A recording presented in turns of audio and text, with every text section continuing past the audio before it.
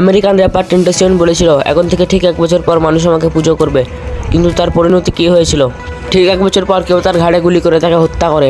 Titanic নির্মাতা বলেছিল ঈশ্বর চাইলেও তিনি এই জাহাজটিকে ডুবোতে পারবেন না, কিন্তু তার পরিণতি কী হয়েছিল? টাইটানিক 2 টুকরো হয়ে 1500 জনেরও বেশি মানুষকে নিয়ে সমুদ্র ডুবে যায়।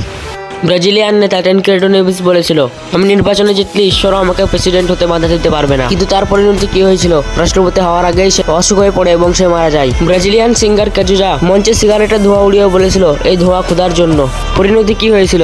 মাত্র 32 বছর বয়সে এইডস জনিত রোগে আক্রান্ত হয়ে ভয়ঙ্কর অবস্থায় মারা যায়। স্টিফেন হকিং বলেছিল ঈশ্বরের কোনো অস্তিত্ব নেই, কিন্তু তার পরিণতি কি হয়েছিল? মাত্র 31 বছর বয়সে নিউরোলজিক্যাল রোগে আক্রান্ত হয় এবং তারপর কিছু বছরই বেঁচেছিল। আর ফেরাউন বলেছিল কে এই আল্লাহ যার হুকুম আমাকে মানতে হবে, এখানকার আল্লাহ শুধু আমি।